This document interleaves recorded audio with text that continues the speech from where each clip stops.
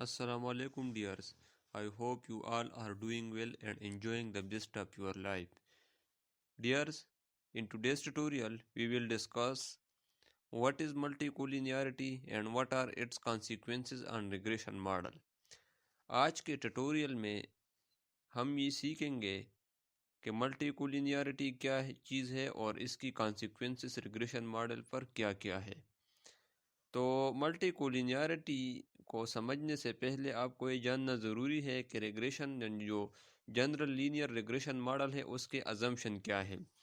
تو اس میں ہمارے پاس ایک بیسک ازمپشن ہے، لیٹ سے ہم کنسیڈر کرتے ہیں کہ یہ ہمارے پاس جو ہے یہ ایک ریگریشن ماڈل ہے، ٹھیک ہے۔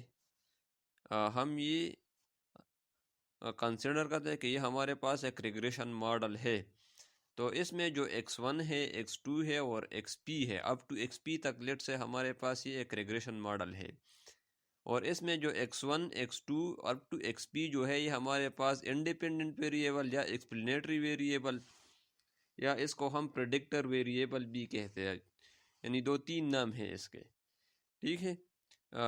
تو اس میں ہمارے پاس جو ہے یہ x1 x2 up to xp، یہ ہمارے پاس ایک اس کا ازمپشن ہے کہ اس میں جو ریلیشن ہے وہ نہیں ہوگا، یعنی they are independent with each other, یعنی نو کو ریلیشن امنگ ایکسپلینیٹری ویریبلس۔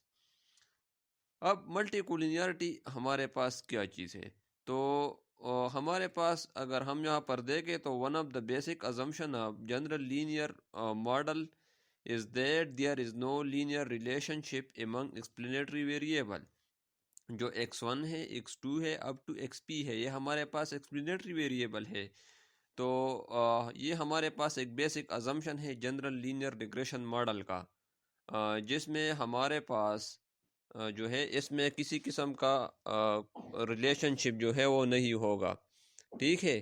تو if this اگر ہم دوسرا پوائنٹ اس میں دیکھیں تو if this assumption is violated or break down then the term multicollinearity arises۔ اب اگر ہمارے پاس x1 اور x2 اپ ٹو xp اس میں کسی بھی دو ویریبل کے درمیان اگر ریلیشن شپ موجود ہو تو پھر ہم جو ہے وہ ٹرم ملٹی کولیनियरिटी جو ہے یہ ارائز ہوگا۔ اب ملٹی کولیनियरिटी کے ہمارے پاس بیسکلی دو ٹائپس ہے، جس میں ہمارے پاس پہلا ہے پرفیکٹ ملٹی کولیनियरिटी۔ اب پرفیکٹ ملٹی کولیनियरिटी ہمارے پاس کیا چیز ہے؟ تو یہ کہہ رہے ہیں کہ if the relationship among explanatory variable is exact then it is called perfect multi collinearity۔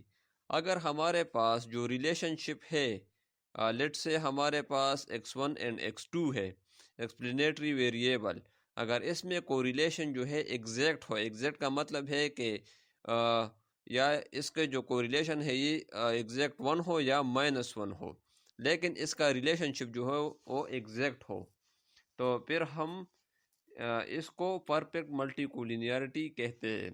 دوسرا ہمارے پاس ہے امپرفیکٹ ملٹی کولیनियरिटी۔ امپرفیکٹ کولیनियरिटी جو ہے یہ ہمارے پاس جو ہے اس کے الٹ ہے، if the relationship among explanatory variable is inexact then it is called imperfect multi collinearity۔ اگر ہمارے پاس explanatory variable جو ہے اس کے درمیان جو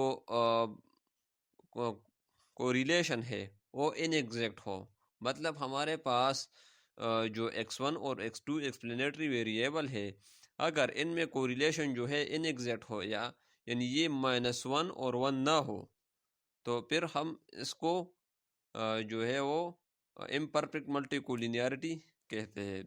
اب ہم آتے ہیں کہ اس کے کانسیکوینسز کیا ہے، یعنی اگر امپرفیکٹ ملٹی کولیनियरिटी ہو تو اس کے ریگریشن ماڈل پر کیا اثرات ہوں گے۔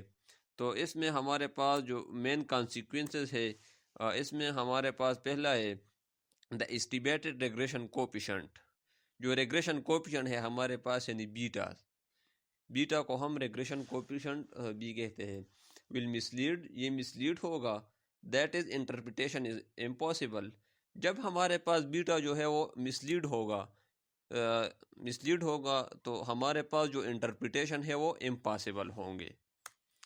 دوسرا ہمارے پاس ہے جو اسٹینڈرڈ ایرر ہے جس کو ہم variance tends to be very large as the degree of collinearity between variable increases. جب ہمارے پاس دو ایکسپلینیٹری ویریبل کے درمیان کولینیارٹی جو ہے وہ انکریز ہوگا تو اس کے ساتھ ساتھ ہمارے پاس جو اسٹینڈرڈ ایرر ہے وہ بھی ہمارے پاس انکریز ہوگا۔ تیسرا کانسیکوینس اس کا یہ ہے کہ جب ہمارے پاس اسٹینڈرڈ ایرر زیادہ ہوگا تو ویٹ جو کانفیڈنس انٹرول کا ویٹ ہے وہ بھی زیادہ ہوں گے، ٹھیک ہے۔ اسٹینڈرڈ ایرر چونکہ ہمارے پاس زیادہ ہوں گے تو اس کے ساتھ جو کانفیڈنس انٹرول ہے فار پاپولیشن پیرامیٹر اس کا جو ویٹ ہے وہ بھی زیادہ ہوگا۔ جب ہمارے پاس کانفیڈنس انٹرول کا جو ویٹ ہے وہ زیادہ ہوگا تو probability of accepting a false hypothesis increase. ایک ہمارے پاس accepting a false hypothesis ہے اور دوسرا ہمارے پاس ہے rejecting a true hypothesis ہے۔ تو پہلے کو ہم ٹائپ فرسٹ ایرر اور دوسرے کو ٹائپ سیکنڈ ایرر جو کہ ہم اس کو بیٹا سے بھی ڈینوٹ کر سکتے ہیں، یعنی ٹائپ سیکنڈ ایرر کے جو چانسز ہے وہ زیادہ ہوں گے، ٹھیک ہے۔